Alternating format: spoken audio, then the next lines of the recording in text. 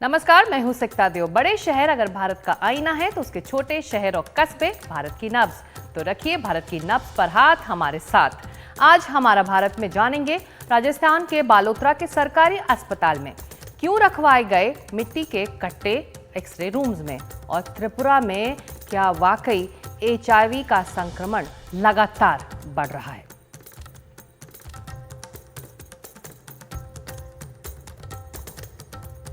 इस वक्त रूस और यूक्रेन के बीच जंग छिड़ी हुई है, लेकिन इसका असर पूरी दुनिया पर पड़ रहा है।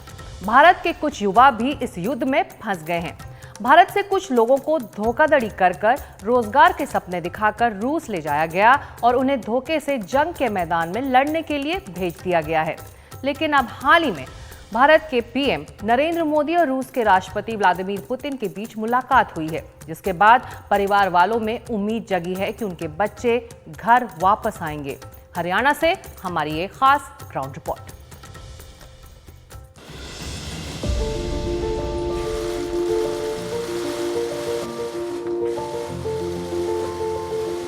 रूस के राष्ट्रपति पुतिन और प्रधानमंत्री नरेंद्र मोदी की इस मुलाकात के बाद बहुत सारे परिवारों की उम्मीद जगी है। हम यहाँ फंस चुके हैं और कल रात को हमें बिल्कुल फ्रंट लाइन के पास में डाल दिया है। हरियाणा में कैथल जिले के मटौर गांव के 6 युवाओं को एक एजेंट ने ट्रांसपोर्ट कंपनी में नौकरी का झांसा देकर युद्ध में धकेल दिया। वो युवा युद्ध के लिए ट्रेंड नहीं थे। NDTV ने सबसे पहले 5 मार्च को इस खबर को ब्रेक किया था। ट्रांसपोर्ट कंपनी में लोडिंग और अनलोडिंग का झांसा देकर इन युवाओं को रूस ले जाया गया था, जहां उनसे रूसी भाषा में एक कॉन्ट्रैक्ट साइन करवाया गया। रूस यूक्रेन युद्ध में भाग सिंह के बेटे साहिल घायल हो गए। साहिल के घर वालों को उम्मीद है कि बेटा घर जरूर आएगा। अच्छा लगा मुझे कि हमारी प्रधानमंत्री ने बहुत मदद की, कि हम बहुत खुश हैं सभी लोग कि सबके वापस आ जाएंगे बच्चे। जो मेरा लड़का साहिल, दोनों गुड्डे में को गोली निकल रही है, घायल है। भाई हम तो ये विश्वास से ही कह रहे हैं प्रधानमंत्री से भाई कि हमारे लड़के को हम यहीं दिखा लेंगे, बहुत से जल्दी बाहर निकालें। जो बच्चे रूस के अंदर फंसे हुए हैं तो उस पर वहाँ की सरकार मान भी गई है, तो उम्मीद तो एक जगी है इस चीज़ से कि वहाँ से बच्चे जो वहाँ पर फंसे हुए हैं वो लौट आएंगे जल्द से जल्द। जैसे मैंने मेरे भाई के साथ बात की तो उसने मुझे ये बताया कि ये अभी भी मुझे वार में जाने की वो कह रहे हैं कि तुझको वार में लेके जाएंगे। मेरा नाम साहिल है और मैं हरियाणा के कैथल जिले के मटौर गांव का रहने वाला हूं। साहिल ने युद्ध के मैदान से एजेंट पर आरोप लगाते हुए एक वीडियो जारी किया था। वीडियो में उन्होंने बताया कि गांव के एक एजेंट ने झूठ बोलकर उन्हें सेना में भर्ती करवा दिया। रशिया में टूरिस्ट वीजा लगवाया, ट्रांसपोर्ट में आपको काम दिलवा दूंगा वहाँ। भारत सरकार से हाथ जोड़ के विनती कर। यही आरोप लगाते हुए करनाल जिले के गांव सामली के हर्ष ने वीडियो जारी करते हुए भारत सरकार से मदद की गुहार लगाई थी। वहाँ पर आगे बहुत ज्यादा खतरा है, हो सकता है कि अगली बार हम फ्रंट लाइन पे जाए तो हमारी लाशें भी आप सबको ना मिले। अपने बच्चों की रिहाई के लिए परिजनों ने दिल्ली में बैठे नेता और मंत्रियों तक अपनी बात पहुंचाने की कोशिश की। ये कोशिश कामयाब हुई। देश के प्रधानमंत्री ने इन परिवार की बात को रूस के राष्ट्रपति पुतिन के सामने रखा। रूस से भी आश्वासन मिला है। रूस में बलदेव भी फंसे हैं। बलदेव के 2 बेटियां और 1 बेटा है। बच्चों को उम्मीद जगी है कि उनके पापा भी जल्दी घर आएंगे। बस मेरे पापा जल्दी से घर आ जाए, मैं मोदी जी का बहुत शुक्रिया अदा करूंगी। 5 महीनों से मेरी माँ, मेरे भाई बहन सभी को याद आती है। वापस ला रहे हैं क्योंकि वो वहाँ बहुत बुरी तरह से फंसे हैं। वो मेरे पापा को वापस ला जाएगी, इसलिए हमें बहुत खुशी हो रही है। ये अजय हैं। इन्होंने अपने भाई रवि को अपनी खेती की जमीन देकर विदेश भेजा था। 12 मार्च के बाद से रवि लापता है। अजय को खुशी है कि गांव के युवाओं की घर वापसी होगी, हालांकि उन्हें इंतजार है कि इनका भाई भी लौटे। 8 जुलाई को देश के प्रधानमंत्री नरेंद्र मोदी और रूस के राष्ट्रपति व्लादिमीर पुतिन के बीच हुई मुलाकात ने उन परिवारों को नई उम्मीद दी है जिनके बच्चे एजेंट ने झूठ बोलकर रूस और यूक्रेन युद्ध में धकेल दिए थे। हरियाणा के कैथल जिले का गांव मटौर भी उनमें से एक है, जहां से 6 युवा एजेंट ने झूठ बोलकर रूस यूक्रेन युद्ध में धकेल दिए थे। उन परिवारों को नई उम्मीद जगी है कि उनके बच्चों की अब घर वापसी होगी। कैथल से सुनील रवि, NDTV इंडिया। और 8 जुलाई को प्रधानमंत्री नरेंद्र मोदी रूस की 2 दिन की यात्रा पर गए थे। इस दौरान रूस के राष्ट्रपति व्लादिमीर पुतिन से कई मुद्दों पर उनकी बात हुई है। रूस यात्रा का एक बड़ा मुद्दा था भारतीयों की वतन वापसी। ये वो युवा हैं जो यूक्रेन में लड़ने के लिए धोखे से भेज दिए गए। पीएम मोदी ने इन युवाओं की वापसी का आग्रह किया है। इस पर रूस की ओर से हामी भर दी गई है, यानी जल्द ही वो युवा जो धोखे से युद्ध क्षेत्र में भेज दिए गए अब घर वापस आ सकेंगे। बात करते हैं त्रिपुरा की, जहां से एक परेशान करने वाली खबर आ रही है। यहां HIV संक्रमण के केस बढ़ते दिख रहे हैं। इनमें ज्यादा संख्या छात्रों की है। पिछले एक साल में करीब 1700 मामले सामने आ चुके हैं। पॉजिटिविटी रेट 0.92 है, जो कि राष्ट्रीय एवरेज से ज्यादा है। कई स्कूलों ने अब इस मामले पर ध्यान देना शुरू किया है। हमारी ये खास रिपोर्ट।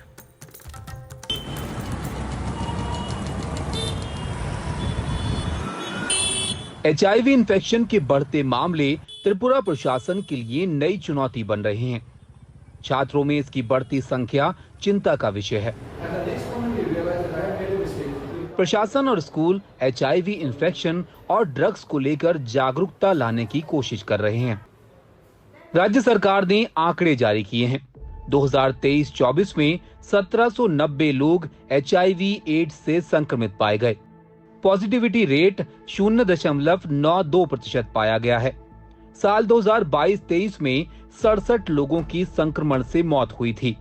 2023-24 में 44 लोगों की संक्रमण की वजह से मौत हुई है।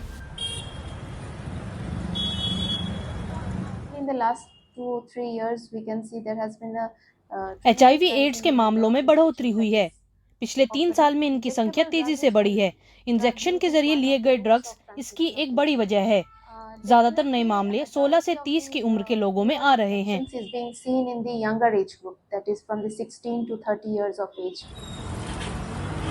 त्रिपुरा में 90 के दशक में पहली बार HIV/AIDS का मामला सामने आया था, मगर हाल ही के दिनों में जो संक्रमण सामने आए हैं वो चौंकाने देने वाले हैं, क्योंकि 80% से भी ज़्यादा मामले ऐसे हैं जहां पे कि जो लोग इससे प्रभावित हैं वो 15 से 30 साल के उम्र के बीच में हैं। और सबसे बड़ी बात है कि जानकार ये दावा करते हैं कि इंजेक्शन द्वारा नशीले ड्रग्स जो लोग लेते हैं इनमें ही संक्रमण ज़्यादा है, और नशीले ड्रग्स इंजेक्शन द्वारा लेने वाले जो लोग त्रिपुरा में हैं उनमें से 22% लोग 15 से 30 साल के उम्र के बीच में हैं।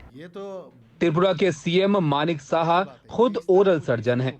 मेडिकल कॉलेज में अपनी सेवाएं दे चुके हैं। उन्होंने स्कूलों में जागरूकता पर जोर दिया है। HIV/AIDS बढ़ने का कारण है ड्रग्स। जो ड्रग्स का दुर्व्यवहार बढ़ा, लेकिन अब हम लोग विद्यालय लेवल पर, कॉलेज लेवल पर HIV/AIDS के अवेयरनेस प्रोग्राम कर रहे हैं कि छोटे बच्चे जिनका उम्र 13 से लेकर के 30 वर्ष के उम्र ज़्यादा प्रभावित हुए हैं। इसका मेन कारण है कि उनको जानकारी नहीं थी, वो दूसरे के कहने पर गलत रास्ते से भटक गए थे। उत्तर पूर्व के मिजोरम और मणिपुर में पहले ही HIV/AIDS संक्रमण काफी ज्यादा है। अब त्रिपुरा में भी संख्या बढ़ रही है। इसे रोकने के लिए बड़े कदम उठाने की जरूरत है। रत्नदीप चौधरी की रिपोर्ट, NDTV इंडिया के लिए। तो त्रिपुरा में HIV संक्रमण के बढ़ते मामले चिंता का सबब हैं। अप्रैल 2007 से मई 2024 तक 828 छात्रों में संक्रमण मिला है। 17 साल में इनमें से 47 छात्रों की मौत हो चुकी है। मौजूदा रुझानों को देखें तो हर महीने 150 से 200 लोग संक्रमित हो रहे हैं। HIV/AIDS पॉजिटिविटी रेट 1999 में 0.56% से बढ़कर साल 2023 और 24 में 0.92% हो गई है। और अब खबर राजस्थान की। प्रदेश में चिकित्सा सेवा को बेहतर बनाने को लेकर लगातार कोशिशों का दावा होता है, लेकिन यहां कई अस्पताल जर्जर अवस्था में हैं, ये भी हकीकत है। बालोतरा जिले के समदड़ी कस्बे में बरसों पुराने बिल्डिंग में सामुदायिक स्वास्थ्य केंद्र है। बारिश के मौसम में हालात इतने खराब होते हैं कि एक्सरे रूम को बचाने के लिए वहां मिट्टी के कट्टे लगाए जाते हैं।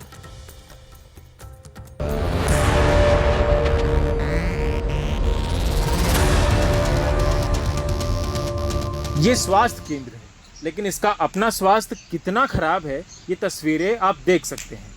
बालोतरा जिले के समदड़ी कस्बे में करीब 60 साल पहले इस भवन का निर्माण हुआ था, लेकिन अब हालात ये हैं कि पुराने भवन में पानी भर जाता है। जर्जर छत से भी पानी का रिसाव होता है। मरीजों के साथ अस्पताल में काम करने वालों को दिक्कत का सामना करना पड़ता है। ये बारिश के मौसम में बहुत दिक्कतों का सामना करना पड़ता है। यहाँ पर पानी इकट्ठा हो जाता है, पेशेंट को बहुत समस्याओं का समाधान करना पड़ता है। पानी भरा रहता है यहाँ तक और पेशेंटों को आने में जाने में बहुत दिक्कत होती है। और उधर पानी भरा रहता है, इधर पानी, बाहर तक पानी, वार्ड में पानी आता है सर। दिक्कतें हो रही है, जैसे मरीज को भी होती है, आने वाले मतलब जो उनके पेरेंट्स को भी होती है। और बिल्डिंग की जो जर्जर हालात को देखते हुए जल्दी से जल्दी वहाँ पे मतलब जो शिफ्ट किया जाएगा। पुरानी बिल्डिंग काफ़ी पुरानी हो गई है और अभी पानी का भी भराव होता है बरसात के समय में। तो राजस्थान सरकार ने जो नई बिल्डिंग बनाई है उनको तत्काल उद्घाटन करके शुरू कर देना चाहिए, जिससे ये समदड़ी एक इतना बड़ा कस्बा है। देखिए यहाँ से 80 किलोमीटर जोधपुर है, बालोतरा 30 किलोमीटर 35 किलोमीटर बालोतरा है। तो यहाँ पे जो होल्ड होता है ना मरीज, यहाँ की ओपीडी बहुत अच्छी है, लोगों की मरीज भी काफ़ी तादाद में यहाँ आते हैं। पिछली सरकार के कार्यकाल में नए सामुदायिक स्वास्थ्य केंद्र की स्वीकृति जारी हुई थी, लेकिन नया भवन अभी पूरी तरह से तैयार नहीं हुआ है। पुराने भवन में चिकित्सा सेवाएं चल रही हैं, लेकिन बारिश के दिनों 2-2 फुट तक पानी का भराव हो जाता है। एक्सरे रूम में मिट्टी के कट्टे रखवाए गए हैं ताकि मशीनों तक पानी ना पहुंचे। It's quite difficult to work, यहाँ काम करना मुश्किल हो जाता है, पानी भर जाता है। तो क्योंकि ऑलमोस्ट घुटने के लेवल तक पानी जाता है, तो कई बार हमको खुद को ड्यूटी करने के लिए ऊपर लेके टफ हो जाता है। स्पेशली पेशेंट को ट्रांसपोर्टेशन या इलाज करना मुश्किल हो जाता है यहाँ पर। ये बारिश के दिनों में यहाँ पर पानी भर जाता है और इसमें एक्सरे मशीन खराब होने के चांसेस है। इस हिसाब से हमने ये अपने हिसाब से सुविधा की है कि पानी ना आए। बारिश के दिनों में कितना पानी आता है? एवरेज आ जाता है 1 फुट मान लो। पुराने CHE भवन के पास ही करीब 3 करोड़ की लागत से नया CHE भवन बनकर तैयार है, लेकिन उसे अभी उद्घाटन का इंतजार करना है। इस भवन की विकृत स्थिति के कारण ही हमें नया भवन मिला है, जिसको हमने काफ़ी ऊंचाई पे बनाया है क्योंकि ज़मीन हमारे पास खूब है।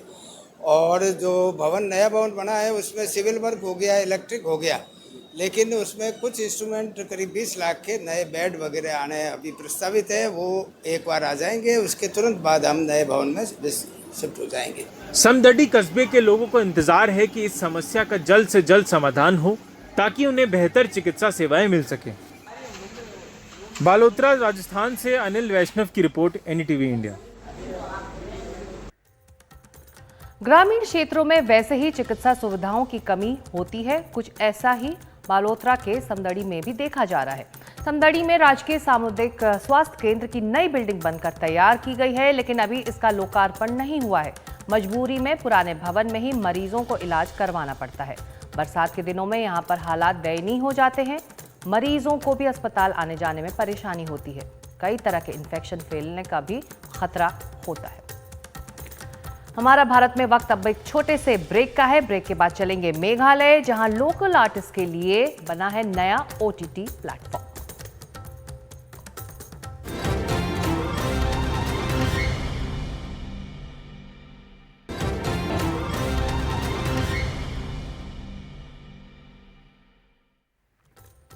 आप देख रहे हैं हमारा भारत। अब खबर मेघालय की, जहां के कलाकारों को एक नया प्लेटफॉर्म मिल रहा है। ये OTT प्लेटफॉर्म राज्य की प्रतिभाओं के डिजिटल कंटेंट को अपने मंच पर चलाएगा। इसके जरिए राज्य के कलाकारों को रोजगार भी मिलेगा। ये परियोजना राज्य सरकार और हार्ड रॉक कैफे की पार्टनरशिप में चलाई जाएगी। केरल के बाद इस तरह का सरकारी OTT प्लेटफॉर्म लाने वाला दूसरा राज्य बना है मेघालय।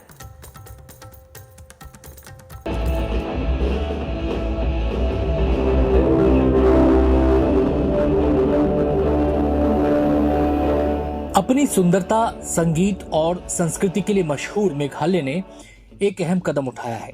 अपने छोटे छोटे जनजातीय समूहों और 3 प्रमुख मातृवंशी समुदायों गारो, खासी और पनार या जैतिया की कहानियां सुनाने के लिए एक सरकारी OTT प्लेटफॉर्म हेलो मेघालय शुरू किया है।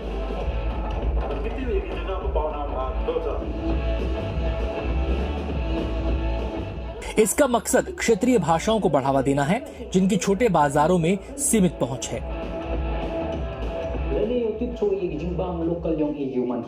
ऐसा करने वाला ये केरल के बाद देश का दूसरा राज्य बन गया है, जहां रचनात्मक कंटेंट बनाने वालों के लिए एक सरकारी प्लेटफॉर्म है। सी स्पेस को केरल ने इसी साल मार्च में लॉन्च किया था और 30 लाख की आबादी वाला मेघालय भी इस तकनीक का इस्तेमाल करके अपने राज्य की प्रतिभाओं को बढ़ावा देना चाहता है।